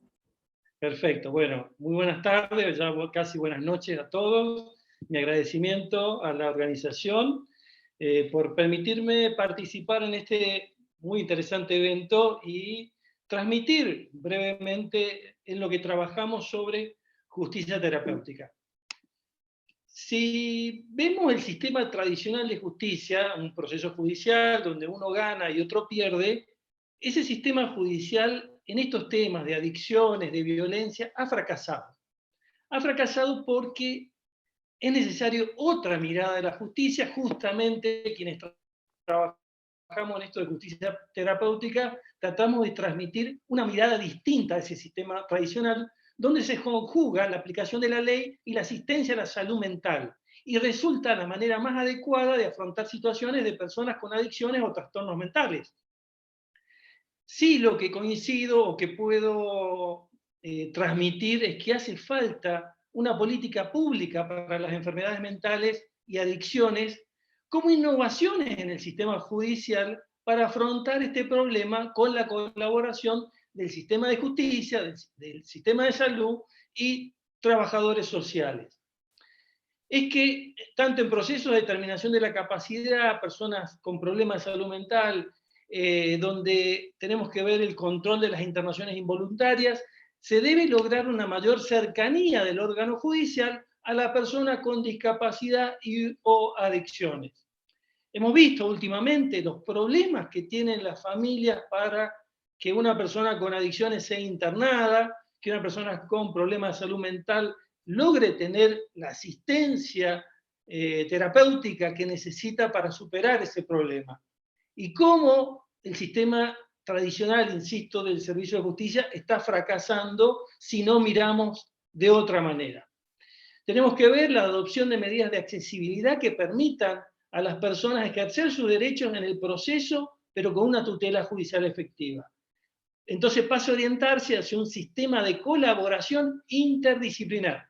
Trabajar las juezas, los jueces con profesionales especializados de los ámbitos jurídicos, asistencial y sanitario, que aconsejen las medidas de apoyo que resulten idóneas en cada caso. Tenemos que tener también algunos conocimientos de psicología, la ciencia y la conducta humana, para ver cómo cambiar, ayudar a cambiar esa conducta.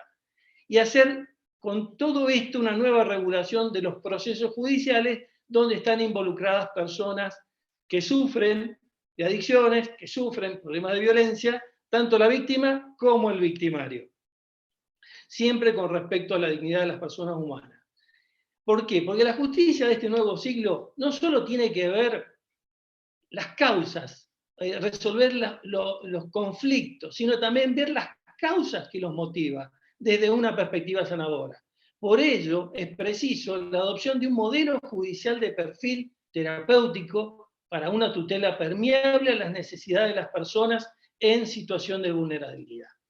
Por lo breve del tiempo que tenemos, yo quisiera mostrarles la discusión que hay en Iberoamérica sobre el tema de adicciones. Y esto pasa en el país vecino de mi provincia de San Juan, yo les hablo de San Juan, esto pasa en Chile. Yo creo que una persona que está bajo los efectos de una enfermedad tan grave como es la adicción no tiene la voluntad psicológica ni mental para decidir si necesita o no internarse.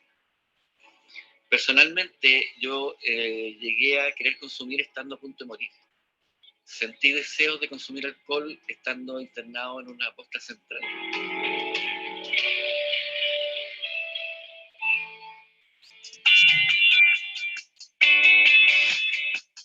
El punto central de todo está en cuánta plata estamos dispuestos a gastar. Ese es el punto. Nosotros no somos el problema. El problema está en toda la burocracia que rodea. Yo creo que en este minuto existe la internación involuntaria. Existe a través de un trámite administrativo que es engorroso, largo, pero se puede. El problema no es hospitalizar a un paciente, el problema es encontrar la cama para que se pueda hacer. Y una vez que se encuentra el problema de fondo, es más difícil todavía es qué hacer después con él, cuando algo de alta. Creo que la internación no solamente tiene que ser voluntaria, también tiene que ser obligatoria, porque como dijeron los profesionales también hay un punto en que el drogadicto no tiene conocimiento de su cuerpo, de su ser, de su pensamiento.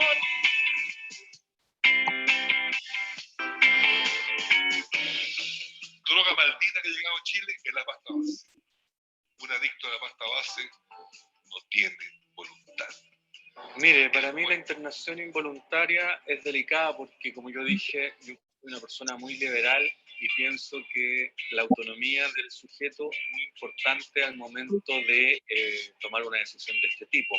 Si es necesario tratar a un paciente involuntariamente, probablemente es necesario cuando muchas otras alternativas no se han dado. El tratamiento debiera enfocarse en motivar a la persona a reducir el daño, no importa si sigue consumiendo droga, pero que consuma menos, que intercambie drogas más peligrosas por drogas de menos peligro, por ejemplo, pasta base por marihuana, alcohol por marihuana, como dije, en desarrollar una buena relación con el paciente que permita en el tiempo ir disminuyendo la cantidad de droga que consume hasta llegar a cero. Bueno, en esta discusión está viendo, la realidad de Paco acá vamos a ver era como esta. ¿Qué hace el sistema judicial? Con una fuerte adicción a la marihuana y al alcohol, Ambos fueron detenidos en hechos distintos por delitos contra la salud en la modalidad de posesión simple. Consumir drogas creo que nos perjudica como persona, familiarmente, y pierde uno la confianza de la familia. Tras encarar la disyuntiva de enfrentar consecuencias penales o iniciar un tratamiento de rehabilitación para dejar atrás su dependencia a drogas y alcohol, hoy ambos tienen la oportunidad de iniciar de nuevo.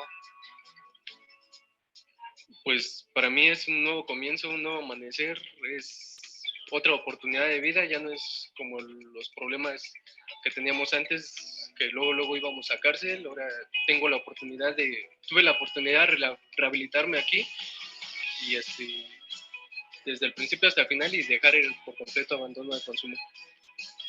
Tras ser evaluados por abogados del Instituto de la Defensoría Pública de la Secretaría de Justicia y Derechos Humanos, por psicólogos, trabajadores sociales, el Ministerio Público y un juez del Tribunal de Tratamiento de Adicciones, los inculpados decidieron solicitar la suspensión del proceso. Es otra forma de impartir justicia. Los beneficios son tanto evitar la reincidencia de los participantes y ahora graduados en la Comisión de Conductas Delictivas, y segundo, mantenerlos libres del consumo de sustancias tóxicas. Encuentran beneficios jurídicos porque ya no tienen antecedentes penales, porque termina un procedimiento y de esa manera pueden salir de este problema jurídico. Este método, contemplado en el nuevo sistema de justicia penal, ha sido impulsado de manera coordinada por el gobierno estatal, el Poder Judicial y la Fiscalía General de Justicia del Estado de México. Bueno, esto está pasando en Iberoamérica, en muchos países del mundo. Argentina está comenzando con esta mirada de los tribunales de tratamiento de drogas, ya lo tiene la provincia de Salta, lo ejerce una jueza con la que trabajamos en la Ciudad Autónoma de Buenos Aires, una jueza de ejecución penal.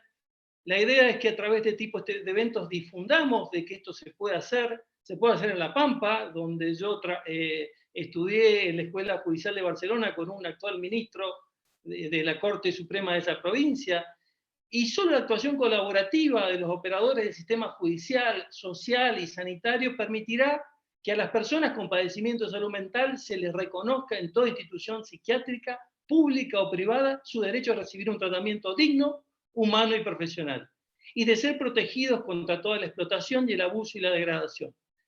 Y cierro con unas palabras de Francisco: tengan el valor de dar voz a quienes son discriminados por su discapacidad, porque desgraciadamente en algunas naciones todavía hoy se duda en reconocerlos como personas de igual dignidad. Muchísimas gracias por la invitación y espero que esto haya sido útil y podamos seguir trabajando juntos en ayudar a quienes más lo necesitan. Muchísimas gracias. A usted, doctor, como siempre, breve, brillante. Sabe que yo soy una de las fans número 1 de la asociación.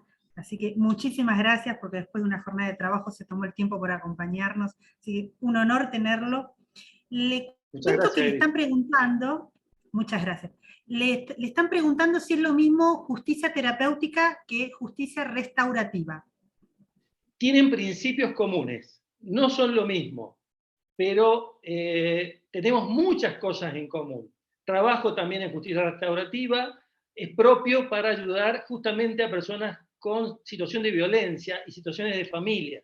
Hay juzgados de justicia restaurativa familiar en México que funcionan muy bien. Estamos trabajando en Argentina justicia restaurativa con un profesor de Barcelona que está haciendo trabajos muy interesantes.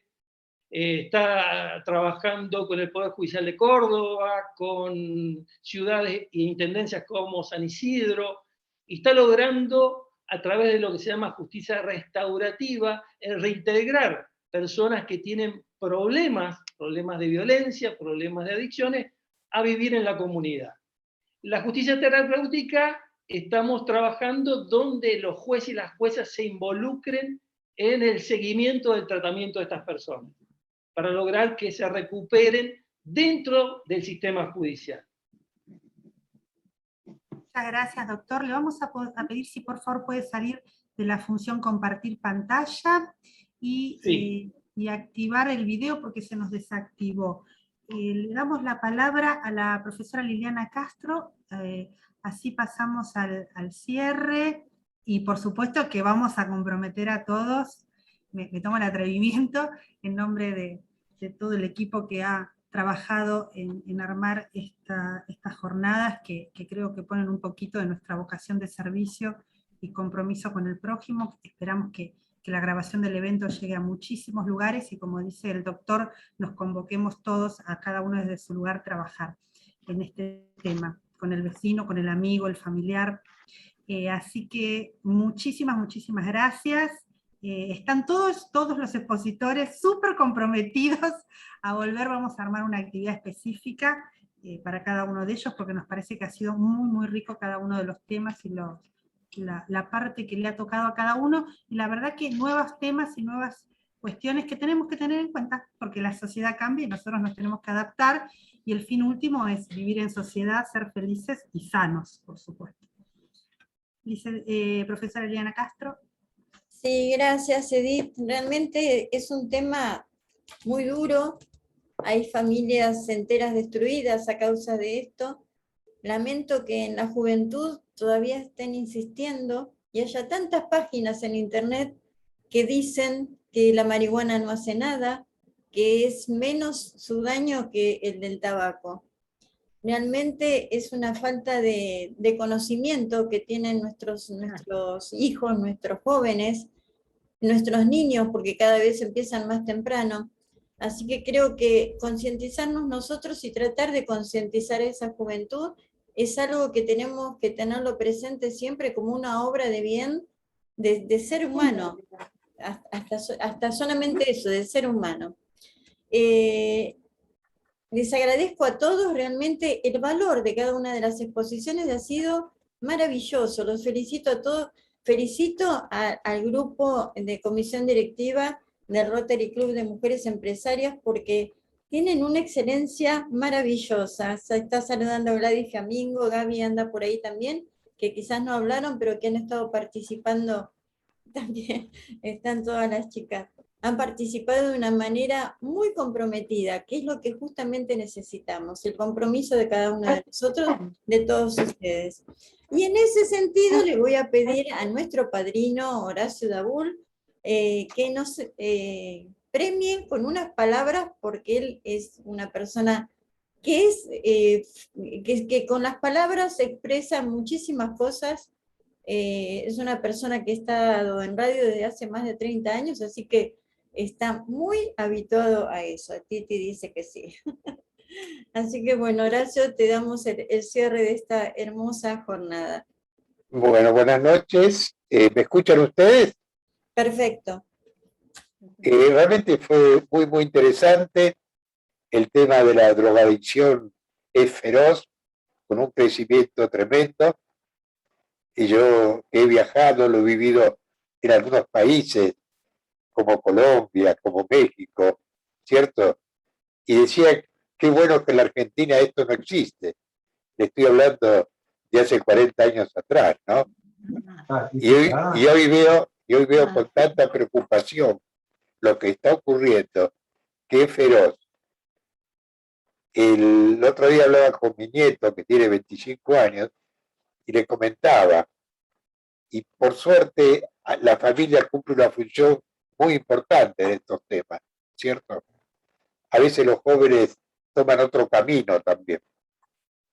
Realmente yo la felicito porque lo que pasa es que 2 horas es un tiempo excesivo para hacer preguntas. Como todavía, bueno, oficialmente calculo que el mes próximo ya van a hacer actividades como Rotary Satélite de las Mujeres Empresarias, uno empieza a ver las posibilidades que existen. Yo me doy cuenta que el valor, ¿cierto?, el nivel de los expositores fue formidable y realmente el tiempo que ellos querían exponer era limitado, empezando con Mirta, que si Mirta cuando empezó seguiría hablando ahora ya. Entonces, ¿qué ocurre?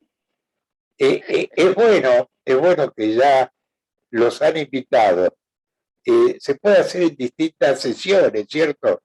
Porque el Rotary normalmente, a veces se invitan a 2 expositores, porque hay una parte protocolar, correcto, que es la apertura, y lleva tiempo. La bandera, el mazo, la campana, todo un temario que ustedes lo van a empezar a vivir ya desde el mes próximo. Yo lo felicito, y me quedó pendiente algo, hablando con el licenciado Laborato. Había un jugador en Huracán, Laborato, que se llamaba, yo no sé si es familiar suyo. No lo escucho. Eduardo, ¿no? ¿podés activar el micrófono? Así nos enteramos si es familiar tuyo. No lo escuché. Está sin micrófono, Eduardo Laborato. Habría que... ¿Me escucha, Eduardo? Bueno, no me escucha. Él quería saber quién vino primero, si Parque de los Patricios y Huracán. Un poco yo, hablando de Huracán, puedo estar 2 días conversando, pero Huracán realmente este año va a cumplir, si no me equivoco, 113 años, y en septiembre Parque de los Patricios va a cumplir 120. Así que vamos a prepararnos para hacer una gran reunión, una gran fiesta en septiembre. Parque de los Patricios es el 12 de septiembre. O sea, bueno, lástima que no puedo intercambiar palabras con Laborato. Así que los felicito a todos los exponentes, a ustedes, ¿cierto? Y realmente me pareció bárbaro. Y ya creo que el día martes el Rotary cumple 117 años. Y seguramente en ese día se va a anunciar la incorporación, correcto, de este Rotary satélite de mujeres empresarias. Y como digo siempre, y el día 8, que es el Día Internacional de la Mujer, estamos realmente con la fecha de hacer el lanzamiento junto con nuestro gobernador. Así que voy a hablar poco porque ya más de 2 horas veo que muchos rostros están agotados. Hay un tema que me gustaría resolverlo con Silvia González, creo que es gerontóloga, ¿no? Y realmente es un tema que me aborda muchísimo. Y nombraba recién una fundación en la cual participo a nivel nacional e internacional, la de Viola. O sea que es un tema que para tomar un día completo, ¿cierto? Como sugerencia para lo que es Rotary, el temario de la gerontología. Así que bueno, felicitaciones nuevamente, chicas. Gracias, Horacio. Bueno, así que ya seguramente el próximo evento no va a ser en el nido de Asempio, sino directamente desde el Rotary Club de Mujeres Empresarias. Eso espero. Ya vamos a estar formalizados. Muchísimas gracias a todos. Realmente a mí no me parecieron largas las exposiciones ni las 2 horas, porque es un tema tan serio, tan llamativo, tan de esta época, de estos últimos días que han pasado desgracias tan grandes, que me pareció que estaba bueno dar espacio a todos porque se ha tomado desde todos puntos de vista. Así que me pareció muy bien. Agradezco a las chicas que consiguieron, a las personas que hoy hablaron, que me ha parecido fabuloso. Así que les agradezco a todos nuevamente y los invito a que sigamos compartiendo estos espacios. Muchas gracias. Gracias a vos, Chicas, Liliana, ¿quieren gracias. saludar? ¿Quieren decir algo? Abran los micrófonos. Ya podemos abrir todos. Gracias a vos, Liliana, por este gran proyecto. Muchas gracias a todos los que nos ayudaron. Gracias a ustedes. Muchas gracias. Muchas Buenas gracias. Espectacular el trabajo que hicieron. Espectacular. Muchas gracias. Nos vemos en la próxima. Nos vemos. Chau. Chau. Por las dudas, si no leyeron el chat, mañana va a estar publicado en el canal el evento, así que igual le vamos a hacer llegar Bien. las Sí, grabaciones. Muchas gracias. Saludos a todos. Gracias. Gracias. Gracias, Gracias hasta por luego. su tiempo. Buen descanso.